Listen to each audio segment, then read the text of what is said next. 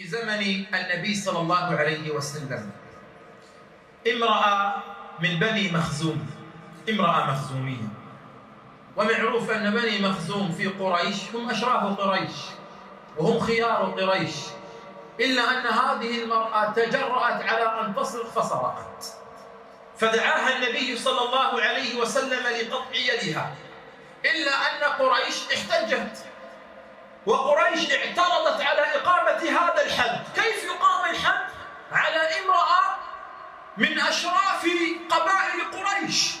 فاحتجت على ذلك، فجاء بني مخزوم إلى أسامة بن زيد حب رسول الله وابن حبه صلى الله عليه وسلم رضي الله عنه أسامة،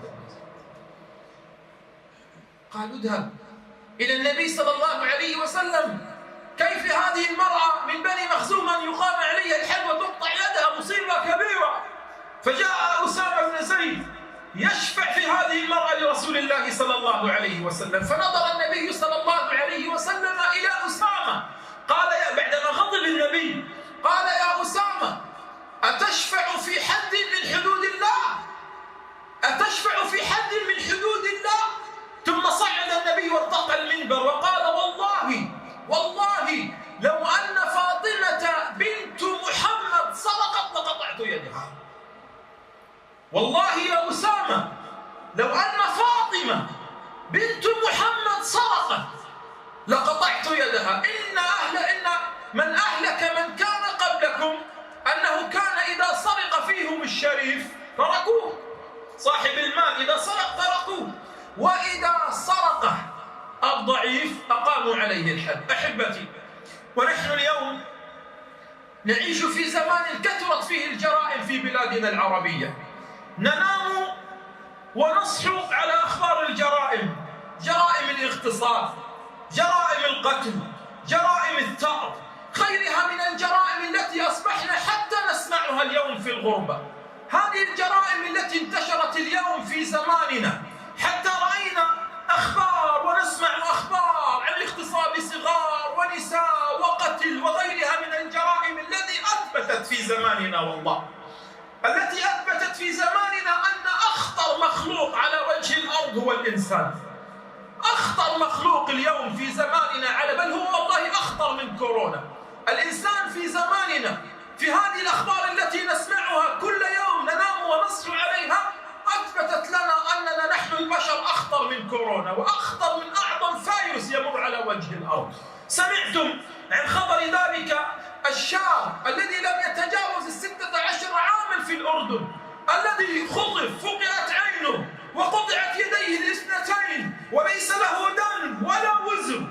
هذه المصائب التي نسمعها اليوم في أمة محمد صلى الله عليه وسلم والله تبكي العين وتدمي القلب في زماننا. والله يا أحباب، من رأى هذا المشهد يقول أن كورونا كانت قليلة في بعض البشر. والله من رأى هذا المشهد لهذا الطفل 16 عاما في الشارع مرمي ويديه مقطوعات يسيل دمه على الأرض وقتله أشباه البشر، هؤلاء ليسوا بشر. والله أثبتت لنا أن كورونا كانت قليلة جدا في كثير من البشر. يا أحباب، من أمن العقاب أساء الأدب.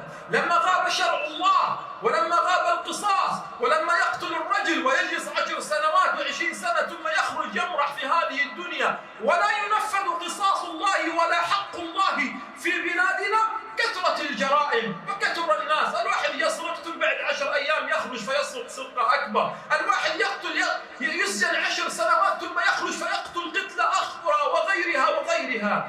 حينما يعود شرع الله ويعود حكم الله ويعود القصاص في بلادنا ستغدو بلادنا كما تغدو بلاد الغرب التي نتمنى أن نكون مثلها. ونحن يوما من الأيام كانت أوروبا لا تضاء فيها المصابيح، وكانت شوارع الأندلس مضاءة. يوما من الأيام كانت المياه الجارية أعزكم الله المجاري، كانت أعزكم الله تسير في شوارع أوروبا لا يجد لها مصرفا كي يصرفوها. كانت الأندلس شوارعها مرصوفة، تعرف الرصيف، شوارعها مرصوفة. كنا يوما قادت الأمم، وكنا يوما أيها الأحبة الكرام كان مقام الخوف من الله في قلوبنا، فدخلنا أوروبا فاتحين. ويوما من الأيام غاب مقام الخوف الله في قلوبنا فدخلنا نفس أوروبا، لكن ليس فاتحين، دخلناها لاجئين. يوما من الأيام إذا عاد مقام الخوف من الله في قلوبنا سنعود أسياد الأمم.